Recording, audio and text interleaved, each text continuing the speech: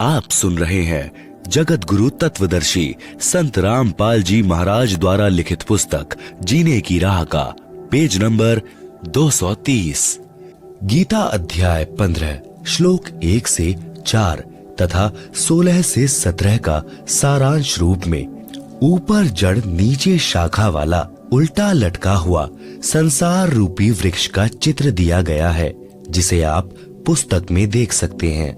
आप सुन रहे हैं जगत गुरु तत्वदर्शी संत रामपाल जी महाराज द्वारा लिखित पुस्तक जीने की राह का पेज नंबर 231। पुनः प्रसंग पर आते हैं कि भजन करो उस रब का जो दाता है कुल सबका। अभी तक तो यही बताया है कि भक्ति करनी चाहिए, परंतु अब यह स्पष्ट करते हैं कि भक्ति किसकी करें।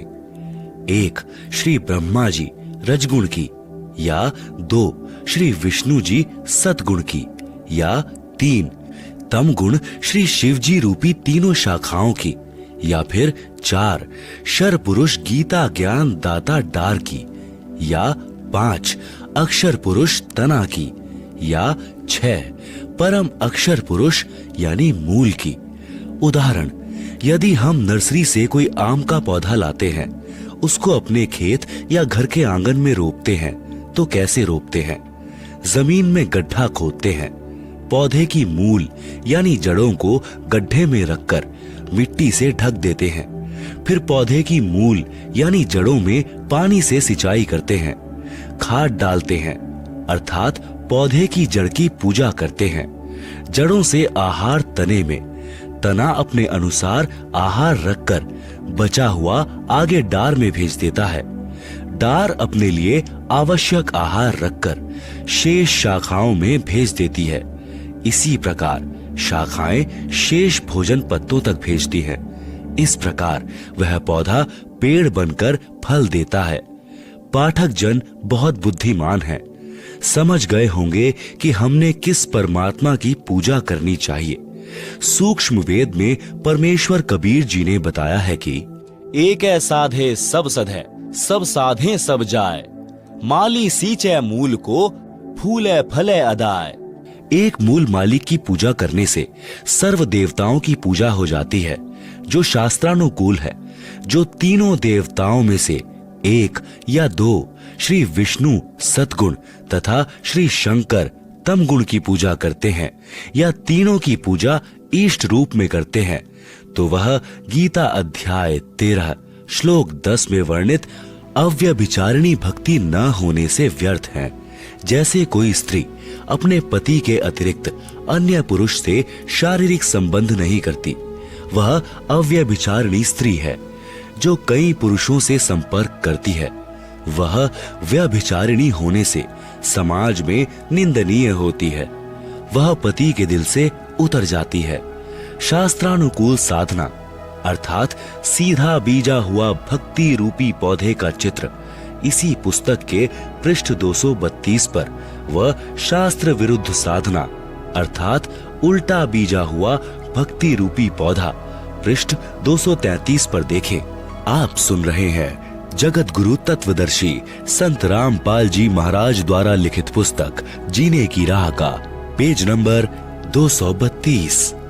शास्त्रानुकूल साधना अर्थात सीधा बीजा हुआ भक्ति रूपी पौधे का चित्र दिया गया है, जिसे आप पुस्तक में देख सकते हैं। जगत गुरु तत्वदर्शी संत रामपाल जी महाराज द्वारा लिखित पुस्तक जीने की राह के पेज नंबर 233 में शास्त्र विरुद्ध साधना अर्थात उल्टा बीजा हुआ भक्ति रूपी पौधे का चित्र दिया गया है, जिसे आप पुस्तक में देख सकते हैं।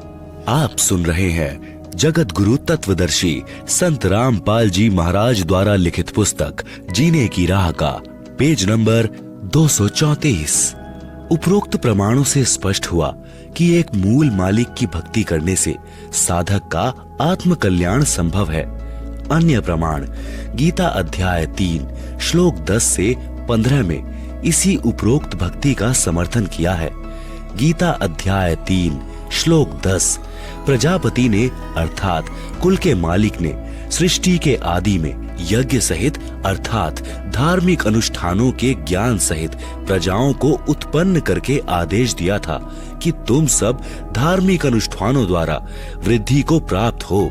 यह यज्ञ अर्थात धार्मिक अनुष्ठान तुम लोगों को इच्छित भोग प्रदान करने वाले हैं। गीता अध्याय 3 श्लोक 10। इस शास्त्रानुकूल धार्मिक अनुष्ठान द्वारा देवताओं यानी संसार रूपी पौधे की शाखाओं को उन्नत करो, अर्थात पूर्ण परमात्मा यानी मूल मालिक को इष्ट मानकर साधना करने से शाखाएं अपने आप उन्नत हो जाती हैं, जैसा कि पूर्व में स्पष्ट हो चुका है। फिर वे देवता शाखाएं बड़ी होकर फल देंगी। तुम लोगों को उन्नत करें, अर्थात जब हम शास्त्रानुकूल साधना करेंगे तो हमारे भक्ति कर्म बनेंगे। कर्मों का फल ये तीनों देवता श्री ब्रह्मा जी, श्री विष्णु जी तथा श्री शिव जी रूपी शाखाएं ही देते हैं। इस प्रकार एक दूसरे को उन्नत करते हुए तुम्हारा कल्याण होगा तथा इससे दूसरे परमात्मा को प्राप्त हो जाओगे। यह ज्ञान गीता ज्ञान दाता बता रहा है। गीता अध्याय 3 श्लोक 11। शास्त्रानुकूल किए गए यज्ञ अर्थात अनुष्ठानों द्वारा बढ़ाए हुए देवता अर्थात संसार रूपी पौधे की शाखाएं तुम लोगों को बिना मांगे ही इच्छित भोग निश्चय ही देते रहेंगे। जैसे पौधे की मूल की सिंचाई करने से पौधा पेड़ बन जाता है, वह शाखाएं फलों से लदपद हो जाती हैं। फिर उस वृक्ष की शाखाएं अपने आप प्रति वर्ष फल देती रहेंगी। यानी आप जी का किया शास्त्रानुकूल भक्ति कर्म का फल जो संचित हो जाता है, उसे यही देवता आपको देते रहेंगे। आप मांगो या ना मांगो, यदि उन देवताओं द्वारा दिया गया आपका कर्म संसार का धन पुनः धर्म में नहीं लगाया तो वह साधक भक्ति का चोर है। वह भविष्य में पुण्य रहित होकर हानि उठाता है। गीता अध्याय 3 श्लोक 12। यज्ञ से बचे हुए अन्न को खाने वाले संत जन सब पापों से मुक्त हो जाते हैं। भावार्थ है कि तत्वदर्शी संत सर्वप्रथम परम अक्षर ब्रह्म को भोग लगाकर फिर बचे हुए भोजन को सर्व भक्तों में वितरित करता है। यह पहचान है सत्य साधना की। तो वह संत सर्व भक्ति मंत्र भी शास्त्रानुकूल देता है, जिस कारण से साधक सर्व पापों से मुक्त होकर सत्य लोक में चला जाता है। और जो पापी लोग शास्त्र विधि अनुसार धार्मिक क्रियाएं नहीं करते या धर्म नहीं करते, केवल अपने शरीर पोषण के लिए अन्न पकाते हैं, वे तो पाप को ही खाते हैं। गीता अध्याय 3 श्लोक 13। संपूर्ण प्राणी अन्न से उत्पन्न होते हैं, अर्थात अन्न खाने से शरीर में संतानोत्पत्ति का पदार्थ बनता है, जिससे सर्व प्राणियों की उत्पत्ति होती है। अन्न की उत्पत्ति वृष्टि से होती है।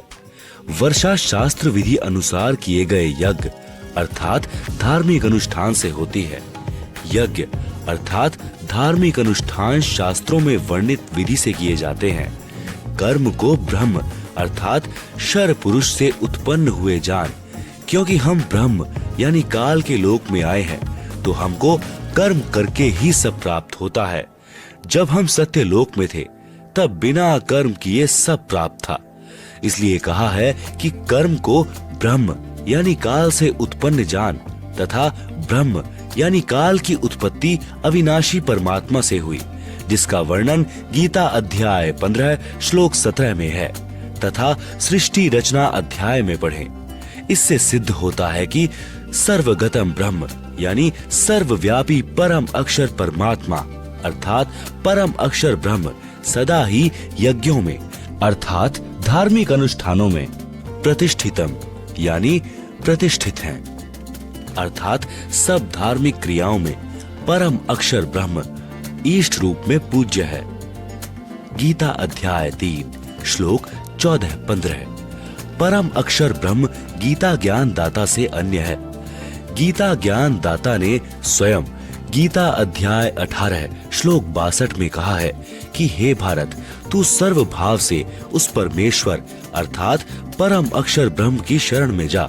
उस परमेश्वर की कृपा से ही तू परम शांति को तथा शाश्वत स्थान अर्थात सनातन परम धाम को प्राप्त होगा।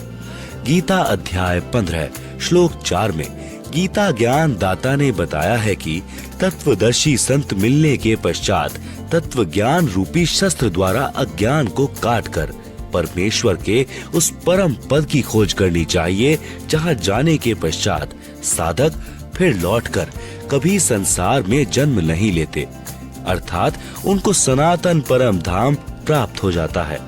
जहां परम शांति है, कोई कष्ट नहीं है, वहां मृत्यु नहीं होती, वहां वृद्धावस्था नहीं होती, किसी पदार्थ का अभाव नहीं है। जिस परमेश्वर से संसार रूपी वृक्ष की प्रवृत्ति विस्तार को प्राप्त हुई है, उसी परमेश्वर की भक्ति करनी चाहिए।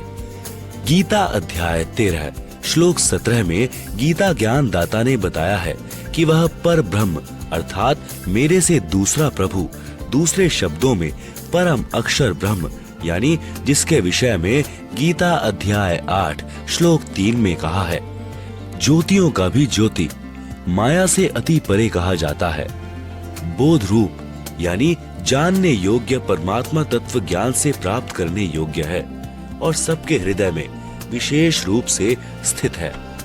गीता अध्याय 13 श्लोक 17 विचार करें, जिस तत्व ज्ञान से परम अक्षर ब्रह्म प्राप्त होता है उसे सूक्ष्म वेद भी कहते हैं। उसका ज्ञान गीता ज्ञान दाता को नहीं है। इसलिए गीता ज्ञान दाता ने गीता अध्याय 4 श्लोक 32 तथा 34 में बताया है कि यज्ञों अर्थात धार्मिक अनुष्ठानों का विस्तार पूर्वक ज्ञान स्वयं ब्रह्मण है मुखे।